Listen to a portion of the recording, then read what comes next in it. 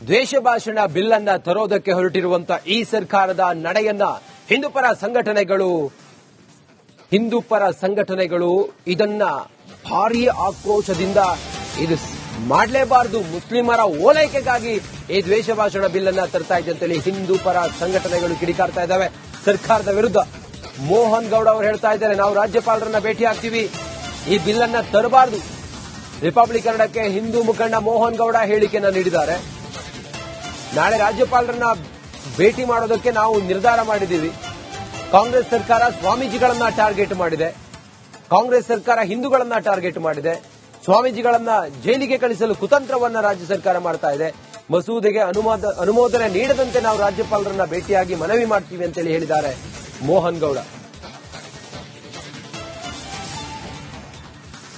ದ್ವೇಷ ಭಾಷಣ ಮಸೂದೆ ಕಾಂಗ್ರೆಸ್ ಸರ್ಕಾರ ಪಾಸ್ ಮಾಡಿದೆ. ಬಟ್ ಇದೀಗ ಹಿಂದೂಪರ ಸಂಘಟನೆಗಳು ಒಂದ್ ಕಡೆ ಆಕ್ರೋಶ ಹೊರಹಾಗ್ತಿದ್ದಾರೆ, ಮತ್ತೊಂದ್ ಕಡೆ ರಾಜ್ಯಪಾಲರಿಗೆ ಭೇಟಿ ಮಾಡಲು ಈಗ ಮುಂದಾಗಿದ್ದಾರೆ. ನಮ್ಮ ಜೊತೆ ಈಗ ಹಿಂದೂಪರ ಮುಖಂಡ ಮೋಹನ್ ಗೌಡ್ರು ಇದ್ರು, ಮಾತಾಡಿಸ್ತೀನಿ. ಸರ್, ಈಗ ಬಿಲ್ ಪಾಸ್ ಆಗಿದೆ, ಏನ್ ಹೇಳ್ತೀರಿ ಸರ್ ಅಂತ? ಮತ್ತೆ ನೀವು ರಾಜ್ಯಪಾಲರ ಮೀಟ್ ಮಾಡ್ತೀರಾ, ಏನಂತ ಒತ್ತಾಯ ಮಾಡ್ತೀರಂತ? ಬಹಳ ಮುಖ್ಯವಾಗಿ ಈ ಬಿಲ್ ನಲ್ಲಿ ಯಾವುದೇ ಬೇಸ್ ಇಲ್ಲ. ಇದು ಸಂವಿಧಾನ ಬಾಹಿರವಾದಂತದ್ದು, ಕಾನೂನು ಬಾಹಿರವಾದಂತದ್ದು ಮತ್ತು ಕರ್ನಾಟಕ ರಾಜ್ಯಕ್ಕೆ ಜನತೆಗೆ ವಿರುದ್ಧವಾಗಿರುವಂತದ್ದು ಮತ್ತು ಜನರ ವಾಕ್ ಸ್ವಾತಂತ್ರ್ಯವನ್ನ, ನಮಗೆ ಧಾರ್ಮಿಕ ಸ್ವಾತಂತ್ರ್ಯವನ್ನ ಹತ್ತಿಕ್ಕುವಂತ ವ್ಯವಸ್ಥಿತ ಪಿತೂರಿ ಇದೆ. ಅದಷ್ಟೇ ಅಲ್ಲ, ಇದರಲ್ಲಿ ಏನಂದ್ರೆ ಅಲ್ಪಸಂಖ್ಯಾತರನ್ನು ಓಲೈಕೆ ಮಾಡುವ ರಾಜಕೀಯ ಪ್ರೇರಿತವಾಗಿರತಕ್ಕಂಥ ಬಿಲ್ ಇದೆ.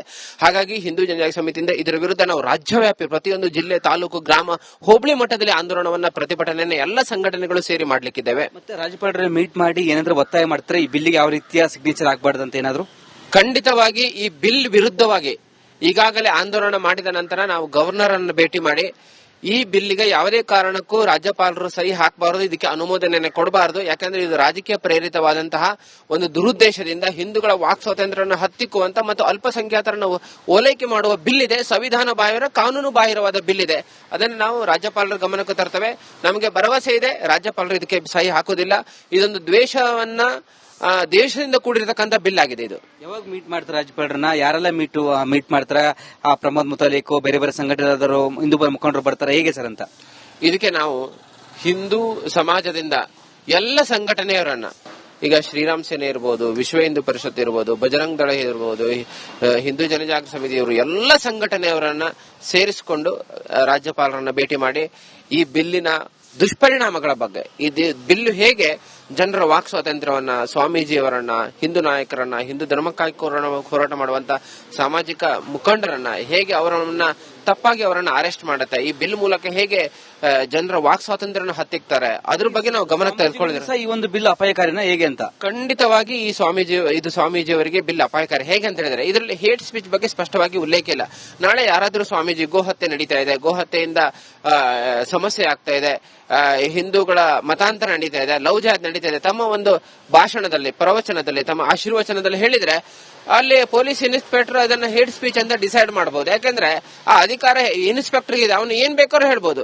ಸತ್ಯ ಇತಿಹಾಸದಲ್ಲಿ ನಡೆದಂತ ಘಟನೆಯನ್ನ ಒಬ್ರು ಸ್ವಾಮೀಜಿಯವರು ತಮ್ಮ ಭಕ್ತರಿಗೆ ಜಾಗೃತಿ ಆಗೋದ್ರ ದ್ವೇಷ ಭಾಷಣ ಬಿಲ್ ಅನ್ನ ತರೋದಕ್ಕೆ ಹೊರಟಿರುವಂತಹ ಈ ಸರ್ಕಾರದ ನಡೆಯನ್ನ ಹಿಂದೂಪರ ಸಂಘಟನೆಗಳು ಇದನ್ನ ಭಾರೀ ಆಕ್ರೋಶದಿಂದ ಇದು ಮಾಡಲೇಬಾರದು, ಮುಸ್ಲಿಮರ ಓಲೈಕೆಗಾಗಿ ಈ ದ್ವೇಷ ಭಾಷಣ ಬಿಲ್ ಅನ್ನ ತರ್ತಾ ಇದೆ ಅಂತೇಳಿ ಹಿಂದೂಪರ ಸಂಘಟನೆಗಳು ಕಿಡಿಕಾರ್ತಾ ಇದ್ದಾವೆ ಸರ್ಕಾರದ ವಿರುದ್ಧ. ಮೋಹನ್ ಗೌಡ ಅವರು ಹೇಳ್ತಾ ಇದ್ದಾರೆ, ನಾವು ರಾಜ್ಯಪಾಲರನ್ನ ಭೇಟಿ ಆಗ್ತೀವಿ, ಈ ಬಿಲ್ ಅನ್ನ ತರಬಾರದು. ರಿಪಬ್ಲಿಕನ್ನಡಕ್ಕೆ ಹಿಂದೂ ಮುಖಂಡ ಮೋಹನ್ ಗೌಡ ಹೇಳಿಕೆಯನ್ನ ನೀಡಿದ್ದಾರೆ. ನಾಳೆ ರಾಜ್ಯಪಾಲರನ್ನ ಭೇಟಿ ಮಾಡೋದಕ್ಕೆ ನಾವು ನಿರ್ಧಾರ ಮಾಡಿದ್ದೀವಿ. ಕಾಂಗ್ರೆಸ್ ಸರ್ಕಾರ ಸ್ವಾಮೀಜಿಗಳನ್ನ ಟಾರ್ಗೆಟ್ ಮಾಡಿದೆ, ಕಾಂಗ್ರೆಸ್ ಸರ್ಕಾರ ಹಿಂದೂಗಳನ್ನ ಟಾರ್ಗೆಟ್ ಮಾಡಿದೆ, ಸ್ವಾಮೀಜಿಗಳನ್ನ ಜೈಲಿಗೆ ಕಳಿಸಲು ಕುತಂತ್ರವನ್ನ ರಾಜ್ಯ ಸರ್ಕಾರ ಮಾಡ್ತಾ ಇದೆ. ಮಸೂದೆಗೆ ಅನುಮೋದನೆ ನೀಡದಂತೆ ನಾವು ರಾಜ್ಯಪಾಲರನ್ನ ಭೇಟಿಯಾಗಿ ಮನವಿ ಮಾಡ್ತೀವಿ ಅಂತೇಳಿ ಹೇಳಿದ್ದಾರೆ ಮೋಹನ್ ಗೌಡ. ದ್ವೇಷ ಭಾಷಣ ಮಸೂದೆ ಕಾಂಗ್ರೆಸ್ ಸರ್ಕಾರ ಪಾಸ್ ಮಾಡಿದೆ. ಬಟ್ ಇದೀಗ ಹಿಂದೂಪರ ಸಂಘಟನೆಗಳು ಒಂದ್ ಕಡೆ ಆಕ್ರೋಶ ಹೊರಹಾಗ್ತಿದ್ದಾರೆ, ಮತ್ತೊಂದ್ ಕಡೆ ರಾಜ್ಯಪಾಲರಿಗೆ ಭೇಟಿ ಮಾಡಲು ಈಗ ಮುಂದಾಗಿದ್ದಾರೆ. ನಮ್ಮ ಜೊತೆ ಈಗ ಹಿಂದೂಪರ ಮುಖಂಡ ಮೋಹನ್ ಗೌಡ್ರು ಇದ್ರು, ಮಾತಾಡಿಸ್ತೀನಿ. ಸರ್, ಈಗ ಬಿಲ್ ಪಾಸ್ ಆಗಿದೆ, ಏನ್ ಹೇಳ್ತೀರಿ ಸರ್ ಅಂತ? ಮತ್ತೆ ನೀವು ರಾಜ್ಯಪಾಲರ ಮೀಟ್ ಮಾಡ್ತೀರಾ, ಏನಂತ ಒತ್ತಾಯ ಮಾಡ್ತೀರಂತ? ಬಹಳ ಮುಖ್ಯವಾಗಿ ಈ ಬಿಲ್ನಲ್ಲಿ ಯಾವುದೇ ಬೇಸ್ ಇಲ್ಲ. ಇದು ಸಂವಿಧಾನ ಬಾಹಿರವಾದಂತದ್ದು, ಕಾನೂನು ಬಾಹಿರವಾದಂತದ್ದು ಮತ್ತು ಕರ್ನಾಟಕ ರಾಜ್ಯಕ್ಕೆ ಜನತೆಗೆ ವಿರುದ್ಧವಾಗಿರುವಂತದ್ದು ಮತ್ತು ಜನರ ವಾಕ್ ಸ್ವಾತಂತ್ರ್ಯವನ್ನ, ನಮಗೆ ಧಾರ್ಮಿಕ ಸ್ವಾತಂತ್ರ್ಯವನ್ನ ಹತ್ತಿಕ್ಕುವಂತ ವ್ಯವಸ್ಥಿತ ಪಿತೂರಿ ಇದೆ. ಅದಷ್ಟೇ ಅಲ್ಲ, ಇದರಲ್ಲಿ ಏನಂದ್ರೆ ಅಲ್ಪಸಂಖ್ಯಾತರನ್ನು ಓಲೈಕೆ ಮಾಡುವ ರಾಜಕೀಯ ಪ್ರೇರಿತವಾಗಿರತಕ್ಕಂಥ ಬಿಲ್ ಇದೆ. ಹಾಗಾಗಿ ಹಿಂದೂ ಜನಜಾಗೃತಿ ಸಮಿತಿಯಿಂದ ಇದರ ವಿರುದ್ಧ ನಾವು ರಾಜ್ಯವ್ಯಾಪಿ ಪ್ರತಿಯೊಂದು ಜಿಲ್ಲೆ, ತಾಲೂಕು, ಗ್ರಾಮ, ಹೋಬಳಿ ಮಟ್ಟದಲ್ಲಿ ಆಂದೋಲನವನ್ನ, ಪ್ರತಿಭಟನೆಯನ್ನ ಎಲ್ಲ ಸಂಘಟನೆಗಳು ಸೇರಿ ಮಾಡ್ಲಿಕ್ಕಿದ್ದೇವೆ. ಮತ್ತೆ ರಾಜ್ಯಪಾಲರ ಮೀಟ್ ಮಾಡಿ ಏನಾದ್ರೂ ಒತ್ತಾಯ ಮಾಡ್ತಾರೆ ಈ ಬಿಲ್ಗೆ ಯಾವ ರೀತಿಯ ಸಿಗ್ನೇಚರ್ ಆಗಬಾರ್ದಂತ ಏನಾದ್ರು?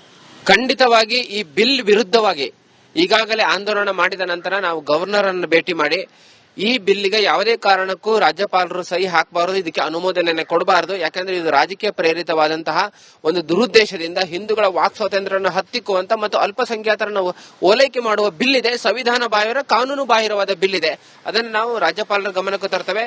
ನಮಗೆ ಭರವಸೆ ಇದೆ, ರಾಜ್ಯಪಾಲರು ಇದಕ್ಕೆ ಸಹಿ ಹಾಕುವುದಿಲ್ಲ. ಇದೊಂದು ದ್ವೇಷವನ್ನ, ದೇಶದಿಂದ ಕೂಡಿರತಕ್ಕಂಥ ಬಿಲ್ ಆಗಿದೆ. ಇದು ಯಾವಾಗ ಮೀಟ್ ಮಾಡ್ತಾರೆ ರಾಜ್ಯಪಾಲರನ್ನ? ಯಾರೆಲ್ಲ ಮೀಟ್ ಮಾಡ್ತಾರೆ? ಪ್ರಮೋದ್ ಮುತಾಲಿಕ್, ಬೇರೆ ಬೇರೆ ಸಂಘಟನೆದಾರರು, ಹಿಂದೂ ಮುಖಂಡರು ಬರ್ತಾರೆ, ಹೇಗೆ ಸರ್ ಅಂತ?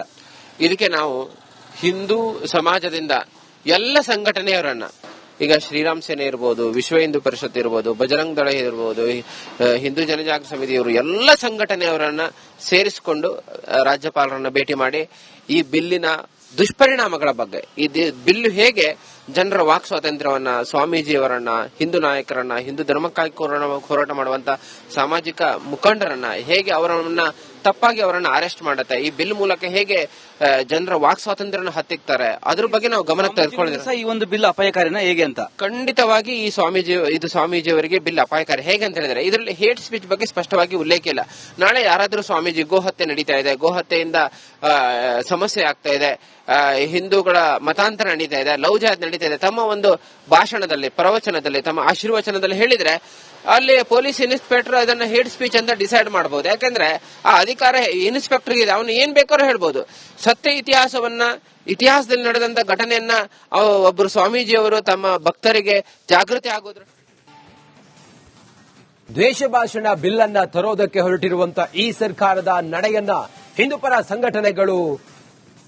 ಹಿಂದೂಪರ ಸಂಘಟನೆಗಳು ಇದನ್ನ ಭಾರೀ ಆಕ್ರೋಶದಿಂದ ಇದು ಮಾಡಲೇಬಾರದು, ಮುಸ್ಲಿಮರ ಓಲೈಕೆಗಾಗಿ ಈ ದ್ವೇಷ ಭಾಷಣ ಬಿಲ್ ಅನ್ನ ತರ್ತಾ ಇದೆ ಅಂತೇಳಿ ಹಿಂದೂಪರ ಸಂಘಟನೆಗಳು ಕಿಡಿಕಾರ್ತಾ ಇದ್ದಾವೆ ಸರ್ಕಾರದ ವಿರುದ್ಧ.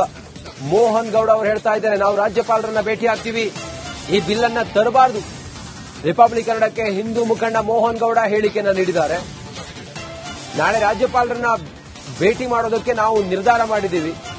ಕಾಂಗ್ರೆಸ್ ಸರ್ಕಾರ ಸ್ವಾಮೀಜಿಗಳನ್ನ ಟಾರ್ಗೆಟ್ ಮಾಡಿದೆ, ಕಾಂಗ್ರೆಸ್ ಸರ್ಕಾರ ಹಿಂದೂಗಳನ್ನ ಟಾರ್ಗೆಟ್ ಮಾಡಿದೆ, ಸ್ವಾಮೀಜಿಗಳನ್ನ ಜೈಲಿಗೆ ಕಳಿಸಲು ಕುತಂತ್ರವನ್ನ ರಾಜ್ಯ ಸರ್ಕಾರ ಮಾಡ್ತಾ ಇದೆ. ಮಸೂದೆಗೆ ಅನುಮೋದನೆ ನೀಡದಂತೆ ನಾವು ರಾಜ್ಯಪಾಲರನ್ನ ಭೇಟಿಯಾಗಿ ಮನವಿ ಮಾಡ್ತೀವಿ ಅಂತೇಳಿ ಹೇಳಿದ್ದಾರೆ ಮೋಹನ್ ಗೌಡ.